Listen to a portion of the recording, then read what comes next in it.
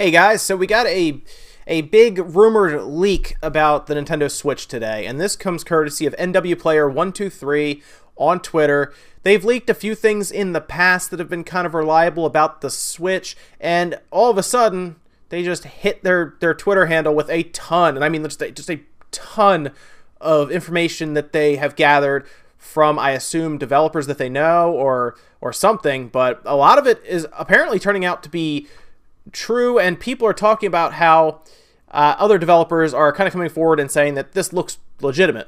And I have to say, they have a ton of pictures, so if this isn't legitimate, it is a very complex to very, very good hoax, because it looks very, very real. But once again, it is rumored right now. Nothing is confirmed by Nintendo or anybody, so take it as such, even though it looks pretty good. So they do hit us with the full spec list. Now, I don't even really want to get into it, because it's the same exact spec sheet that we had a while ago, and nothing on it is very different at all. So I'm not even going to look over it. I mean, it's the exact same thing that we saw before with the A57s, the Maxwell, everything. So I assume that's just from a dev kit that they had in July, because that's apparently when that information is from. No, the other stuff I'm really interested in here is more about the operating system, because there is a lot of stuff outlining how the OS is going to work and different things for the online mode as well. So they do start kind of by talking about the game cards themselves, the little cartridges. Say it's going to support anywhere from 1 to 32 gigs of storage, which is pretty good. I mean, 32 gigs would be able to fit any Wii U disc on there and then some, considering the Wii U discs were up to 25 gigs.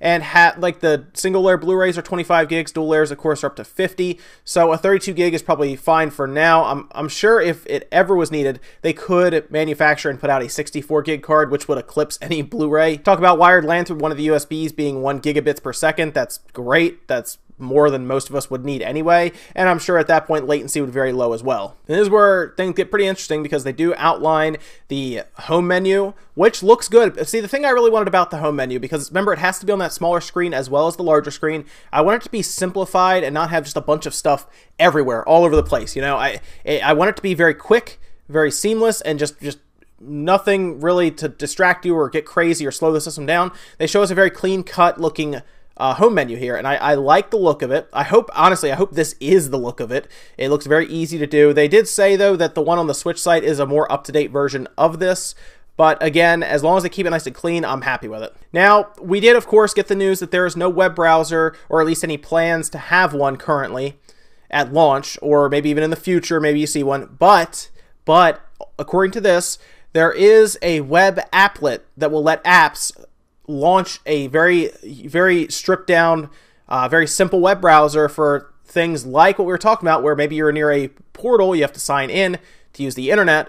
There you go. You can use this little web applet. It says developers will have access to the applet in games as well if they need to open a very simplified browser for any reason. We also have word that you cannot save any of your stuff back to the card. It's all going to be saved to the system. That's not a big deal, considering the system has 32 gigs of onboard space. That's plenty for all of the kilobytes or even megabytes of saved memory. However, the other really cool thing that I see here is that they are planning to have cloud storage for your games, and that would actually help, I guess, justify the cost of the online service, considering then they are standing up servers that would save all of our information in the cloud for saved games, which is great. That way, if your system gets broken or lost, let's be honest here, it is a handheld system, which means when you're taking it places, there's always a chance of being destroyed or someone picking it up, and running off with it. That way, at least your save games will still be around. It'll be saved to the cloud. You sign back in with your network ID, which is another thing they talk about here, and then you can get all of your save games back, which is awesome. They also mentioned that voice chat is supported through the tablet. I talked about this yesterday, that the actual tablet system does have the imprint of the headset with the mic next to the headphone jack. I asked him, he said yes. So I kind of already had an idea of this. They do talk about how the system itself, when undocked, does not have a microphone built in. Again, that's fine. I don't think any of us would use the built-in microphone to chat with people anyway, because it's probably a very low-quality one. Most of us would probably want to get a halfway decent one if we're going to be doing voice chat. I do like the idea here of the OS having overlays for the game, so if server maintenance is going on and it's you currently can't go online with the game, it has an overlay that tells you, hey, service maintenance is going on. I like that idea, instead of having to actually go into the game and then going through matchmaking and then it tells you. That way it saves a little bit of time, and I think it's just something else to pull the OS together there. There's also a screen lock, which makes a lot of sense when it is in handheld mode. It's very easy, obviously, at times to, people butt dial people all the time, to have some kind of screen lock so that you have to hit the button like hit it once, turn it on, then you tap the screen 3 times. I don't know if there's a sliding mechanic, but they were talking about you tapping it 3 times. They also said you can turn it off if you want, so it doesn't have to be on if you just don't like doing that. Maybe you're just walking around the house with it and you're not going to be just randomly pressing it. Press it once, turn it on is also supported. I also noticed something else that's very interesting. They had a subscription service item listed on here, which would be for like if you want to play like World of Warcraft, for example. You have a 30 or 60 day time that you pay for. It looks like the Switch would also support a service that you pay for as a subscription service. So that tells me that there could be a couple things. My biggest thought, though, obviously, is an MMO. Maybe we'll see games like MMORPGs actually come to the system that you can, actually play on the handheld around the house or in the dock. That's great because that adds a whole nother layer to the system if you start seeing different MMOs come over. And of course, I'll always cross my fingers for Phantasy Star Online too, if we ever see that. After this, we end up getting into the entire account system for online play. You can have 8 accounts per system, which is just obviously divided up for each person. So if you have an account, your brother has an account, your sister has an account, you can keep those separate from each other, which is good. I assume your save games would stay with each account then as well. So if you load up Zelda with your account, you don't have to worry about erasing their game by accident and vice versa. Talked about how adding friends requires a Nintendo account. Obviously, if you're going online, you're adding friends, you need that Nintendo account that you probably have to pay for. The service fee that they were talking about somewhere in the $20-ish range.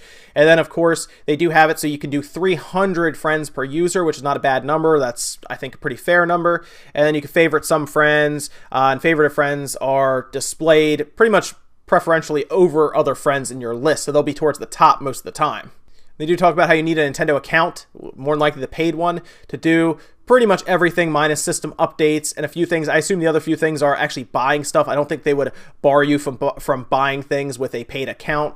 You could probably still go on there and just buy single-player games and play those fine. They go on also to talk about the Joy-Cons. Nothing we didn't really already know. For example, the grip won't charge it. Obviously, we know that. You need to buy the separate charge grip. But they also talk about how the Joy-Cons will not charge when connected if it's on battery. That's just, of course, a safe battery for the main unit that's already probably taken a beating from all the stuff going on in that system. However, when it is on dock, of course, it will then charge the Joy-Cons as well, but it's only one way for when you actually put it on when it's portable, and that is not to the Joy-Cons. It would just use communication through Bluetooth. There is a little bit of information about that capture button, about how it's mostly going to be the primary use of that album. If you look down there, you see kind of the little album symbol. Whenever you take pictures of stuff, it's going to go in there when you're using that capture button. Now, I was trying to hit it when I was actually playing any of the games. However, it was locked. That and the home menu button were both locked, which is fine. I assume they didn't want me doing that, which is fine. But they do tell us that it's going to be JPEG format. It's going to be the same exact resolution of the screen itself at 720, 1280 by 720. 500 kilobytes or less, which is good. It says it's also to be determined, but that's about right for a 720p image like that. And then it's also going to tell you like capture date and time and title identifier signature. You can apparently change a lot of that stuff as well if you want to save it under a certain name or anything like that. Overall, there wasn't really anything massive in here. Now, you can look at, again, the system specs, but you're going to look at it and realize you've seen it other places. It's because you have. It's the same stuff we've already been seeing, so don't even worry too much about that right now. Otherwise, though, I'm happy to see that the game cards are up to 32 gigs because we heard it might be stuck at 16. It's good to hear that there is a possibility of 32 gig being there at launch. I assume maybe Xenoblade 2 would probably need that 32 gig card. I like the look of the home menus, like I said. I like the idea of the web applet to get us into Wi-Fi spots that need a browser portal. So there's a lot of stuff here that looks good. We're still back and forth on this headset thing with voice chat. I've personally seen the little thing stamped next to it, but that also depends if they want us to use it or they want us to use it through this weird cell phone app. I don't know. There's so much stuff we still need to hear about. I need a Nintendo Direct like tomorrow, so they don't have much time. We have to see it soon, like very soon.